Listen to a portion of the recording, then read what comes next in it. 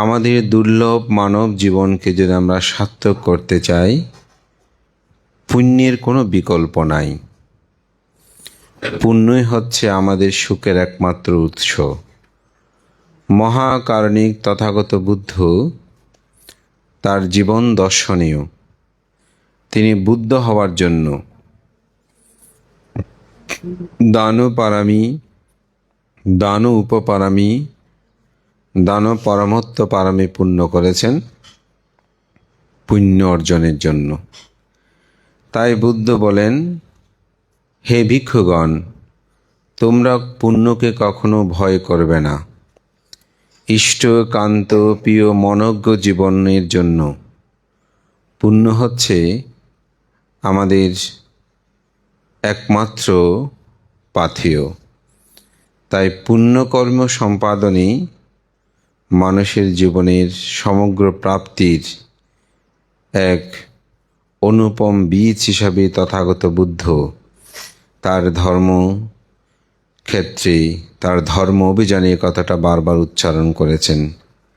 তাই আমি বলেছি, পুয়ংসু পুরিস কায়রা কায়রাতেনা পুনঃ পুনাং থাম হি সান্দা খাইরাতা সুকো পুয়ংসু সয়।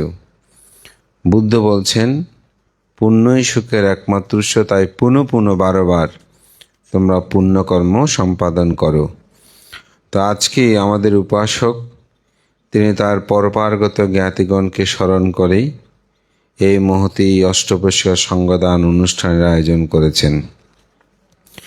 এবং এই পুণ্যকর্ম সম্পাদনই কোনো নির্দিষ্ট, সাধারণত আমরা পিতামাতা বা অপর আত্মীয় স্বজনের কথা বলে থাকি, কিন্তু আজকের এই আয়োজনটি তিনি সকল জ্ঞাতিগণকে। তো জ্ঞাতি কাকে বলে? মহাকারণিক তথাগত বুদ্ধ তিনি বলেছেন যে, ইউ বিক্ষ সাত্তা সুলভ রূপে ইউ ভূতপুব্বা ধীতপুতপুব্বা বাতপুতপুব্ভাতি। হে ভিক্ষুগণ, পৃথিবীতে এমন কোনো প্রাণী নেই যে আমার অতীত জন্ম জন্মান্তরে জ্ঞাতি ছিল না। সকল প্রাণী আমাদের জ্ঞাতি। এজন্য দেখবেন মাঝে মধ্যে অনেক পশু পাখির সাথে আমাদের যে হৃদ্যতা হয়, একটা মানুষের সাথে সেরকম হয় না। আপনারা দেখেছেন অনেকেই 19 জন বৌদ্ধ ভিক্ষু তারা বিশ্ব শান্তি কামনায়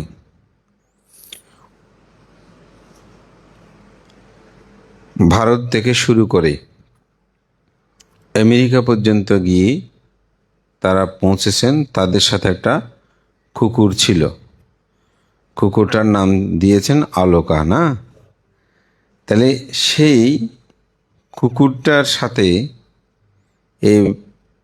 অনেক কুকুর আছে, কিন্তু এই ভান্তেদের সাথে এই কুকুরের এই হৃদ্যতা কেমন করে হলো? এবং চিন্তা করে দেখেন, এই কুকুরটা তাদের সাথে সাথে বলা যায় সমগ্র বিশ্বে তারা একটা পরিচিতিও লাভ করলো। তো বুদ্ধ ধর্ম দর্শনে যে বলেন যে পৃথিবীতে সকল প্রাণী, শুধু মানুষ না, সকল প্রাণী আমাদের জ্ঞাতি, মানে আত্মীয় হয়। সে প্রাণী হোক, সে কি হয়? আত্মীয় হয়। জ্ঞাতির বন্ধন অর্থাৎ আত্মীয়তা একটা সম্পর্ক রচনা হয়। আমাদের অনেক ভিক্ষু আছে, স্বয়ং খাওয়ার পরে এই 2-3 ঘন্টার দূরত্ব পথেও দেখা যায় যে ওই বিলের জন্য অর্থাৎ বিড়ালের জন্য অথবা কুকুরের জন্য ও দেখেন একটু খাবার নেন। আমি মাঝে মধ্যে ভাবি এটা হচ্ছে জন্ম জন্মান্তরের বন্ধন। আমরা ধর্মপদ অট্টকথায় অনেক জায়গায় আমরা এই ধরনের উদাহরণ পাই। এমনকি এই প্রাণীগুলো তাদের জন্ম জন্মান্তরে এরকম দেখা সাক্ষাৎ হয়েছে। তো আমাদের একজন বিখ্যাত বুদ্ধ ভিক্ষু, আপনার নাম শুনেছেন, তাংফুলং সেয়াদো। তো উনি, আরেকজন ছিল সামায়াতাং সেয়াদো। তো বার্মায় ওনার ওখানে কেউ যদি দেখা করতে যেতেন 7 দিন পর্যন্ত নিরামিষ ভোজী হতে হতো। 7 দিন পরে তারপর ওখানে আপনি দেখা করবেন। তো তার একটা কারণ ছিল, তিনি কখনো মাছ মাংস ভক্ষণ করত না। তো তিনি যারা মাছ মাংস ভক্ষণ করত তাদের শরীর দিয়ে একটি মাংসাশী প্রাণীর একটা ধর্ম আছে, তাদের শরীর দিয়ে একটা মাংসের গন্ধ বের হয়। এই যে বিদর্শন ভাবনার সবাই নিরামিষ, এবং যেসব ভিক্ষু অরণ্যচারে থাকে প্রায়জন তারা কিন্তু মাংস ভোজন করে না। তার কারণ হচ্ছে, আপনি যদি মাংস ভোজন করেন হিংস্র প্রাণীরা আপনাকে আক্রমণ করবে, কারণ আপনার শরীর থেকে যখন বুঝতে পারবে যে আপনি মাংসভোজী, তো সে ভাববে যে তাহলে আমাকে আক্রমণ করবে। এই কারণে অনেক সাধক যখন গভীর জঙ্গলে একাকী ধ্যান করে সাধারণত তারা মাংসটা ভক্ষণ করে না। তো সদ্দীয় ভান্তি তিনি মাংস ভক্ষণ করতেন না, মানুষের থেকে শরীর থেকে গন্ধটা উনি সহ্য করতে পারত না, কথার আছে। তো যার কারণে কি করত, কোনো কেউ দেখা করতে গেলে 7 দিন পর্যন্ত ওনার ওখানে যাওয়ার সময় না খেয়ে, অর্থাৎ মাংস মাছ এগুলো ভক্ষণ না করে নিরামিষ ভোজী হয়ে যেত। তো ওনাকে একবার প্রশ্ন করেছেন যে, ভান্তে, বৌদ্ধ ধর্মে যে অর্থে নিরামিষ আর আপনি যে অর্থে নিরামিষ, দুটার মধ্যে তো পার্থক্য আছে। হিন্দু শাস্ত্রে আপনার তৃণভোজী খাদ্যসমূহ যারা গ্রহণ করে সেটাকে বলা হয় নিরামিষ, অর্থাৎ লতা পাতা গাছ এগুলো। আর মাছ মাংস জাতীয় যেসব খাদ্য গ্রহণ করে সেটাকে বলা হয় আমিষ। কিন্তু বৌদ্ধ শাস্ত্রে বলছে যে আপনি যাহা লোভ করে খাবেন সেটা হয়ে যাবে আমিষ, যাহা লোভ করে খাবেন না সেটা হবে নিরামিষ। অর্থাৎ আপনি যদি বলেন যে শাক আমি খুব বেশি শাক পছন্দ করি, আমাকে শুধু শাক দেন, তাহলে এটা আমিষ হয়ে যাবে, কারণ তিনি লোভ করেছেন। আর যদি কোনো কেউ মাংস দেয়, যদি মনে করে এটা বেঁচে থাকার জন্য আমার খাওয়া, দিলেও সমস্যা নেই, না দিলেও কোনো সমস্যা নেই, তাহলে সেটা হয়ে যাবে কিন্তু নিরামিষ। অর্থাৎ চিত্তের লোভ দেশ মোহের উপর নির্ভর করে আমিষ এবং নিরামিষ। তো ভান থেকে প্রশ্ন করলো যে আপনি বুদ্ধ ধর্মে যে আমিষ নিরামিষ সেটা না ভেবে, সেটা না করে আপনি কেন এই সবজি জাতীয় অর্থাৎ ভেজিটেবল যে আহারগুলো আছে ওইটাকে আপনি আমিষ হিসেবে গ্রহণ করলেন, আবার যেগুলো মাছ মাংস জাতীয় ওগুলোকে আপনি নিরামিষ বা ওগুলোকে আমিষ হিসাবে চিন্তা করে পরিত্যাগ করলেন, এমন কেন হলো? তো উনি উত্তরে বলেছিলেন, কোনো ব্যক্তি যদি জানতে পারে এই মাছটা অতীত জন্মে আমার মা ছিল, তখন কি সে মাছটা কেউ খেতে পারবে? যেমন সাধারণত ক্ষেত্রে কেউ যদি কোনো পশু পাখি লালন পালন করে, সে মৃত্যুবরণ করার পর তার মাংস কিন্তু কেউ ভক্ষণ করে না। তো আমি যখন এরূপভাবে জানতে পারি, সেই অর্থে আসলে আমি মাছ মাংস ভক্ষণ করি না। তো ওনাকে তো আর প্রশ্ন করা পাচ্ছে না যে আপনি কীভাবে জানেন এই মাছটা যে আপনার অতীত জন্মে মা ছিল, ভগ্নী ছিল, কারণ তিনি অরহত হিসেবে খ্যাত। এমনকি অনেকে বলতো ওনার কাছে শিবুলির বর আছে, অর্থাৎ এত ধানীয় দ্রব্য তিনি লাভ করতেন যে সমগ্র বার্মা একবেলা খেতে পারবে এই ধরনের করে অনেকেই বিভিন্ন শৌক্তি করত। তো আমি এই উদাহরণটা এখানে এই জন্যই দিয়েছি যে শুধু বুদ্ধ নয়, তার যে শ্রাবক আছে তারও এটি বলেছেন, জগতের সকল প্রাণী আমাদের কি জ্ঞাতি। কোনো কোনো প্রাণীকে আবার হিংসও লাগে, ওই জন্ম তার সাথে হিংস্রতা ছিল যে, এ কারণেই। তো এই জন্যই জ্ঞাতিদেরকে আজকে পূজা করার জন্য, জ্ঞাতিদেরকে পুণ্য দান করার জন্য আমাদের শ্রদ্ধাবান উপাসক প্রণয় বাবু এই কাজটি করেছেন। তা আমরা শুধু মৃত্যুর পরে নয়, জীবিত থাকতেও যেন আমরা জ্ঞাতি ধর্ম প্রতিপালন করি। সেটা কীরকম? কোনো জ্ঞাতি অসুস্থ হলে আমরা তাকে দেখতে যাই না, এটা হচ্ছে জ্ঞাতি ধর্ম। কোনো জ্ঞাতি যদি তিনি অর্থবিত্তের সংকটে পড়ে, আমরা আমাদের যথাসাধ্য অনুসারে তাকে অর্থ সহযোগিতা করি না, এটা হচ্ছে জ্ঞাতি ধর্ম। এরকম জ্ঞাতি ধর্মটা রক্ষা করা দরকার। কিন্তু আমাদের মধ্যে অনেক মানুষ আছে, আমরা নিজেরা নিজেদের আপনজনকে চিনতে পারি না, আমরা আপনজনকে উপলব্ধি করতে পারি না, আমরা তাদের সুখী সুখী হতে পারি না, দুঃখে দুঃখী হতে পারি না। এই কারণেই আমাদের জীবনে অনেক সময় আপনজনরা আমাদের কাছ থেকে দূরে চলে যায়। আমার জীবনে একটা অসাধারণ ঘটনা আমার জীবনে একটা মোড় পরিবর্তন দিয়েছে। সেটা হচ্ছে, আপনারা জানেন আমাদের একজন রাজনৈতিক বিশ্লেষক গোলাম মৌলানা রনি, আপনারা অনেকেই তার বক্তব্য শোনেন না? ওনার একটা বই আমি পড়েছিলাম। তো বইটা আসলে আমাকে একজন ওনার বাড়ির ফতেনগর একজন উপাসক, ওনার বাসায় আমি ফাঁকে গিয়েছি, বইটা দেখে আমার খুব ভালো লেগেছে। তা আমি পড়ার জন্য বইটা ওনার কাছে নিলাম। তো যথাসময়ে আবার বইটা ওনাকে ফেরত দিয়েছি। আবার উনি আমার জন্য একটা বই সংগ্রহ করে পাঠিয়েছেন। তো তো ওই উপাসক আমাকে যখন বইটা দিয়েছেন, আমি বইটা বলা যায় এক নিমিষেই পড়েছি। তো ওনার একটা কথা আমাকে খুব মনে দাগ কেটেছে। তো জানেন আপনারা, তিনি তৎকালীন সময়ের রাষ্ট্রের তিনি সংসদ সদস্য ছিলেন। তো যে কোনো কারণে ওনার সরকার ক্ষমতা থাকাকালীন সময় গোলাম মৌলানা রনিকে কারাগারে, তো ওনার বইয়ের নামেই ছিল আসলে কারাগারে আমার দাহন নাকি এ ধরনের একটা নাম, আমার ঠিক মনে, বইটা আমার কাছে আছে এখনো।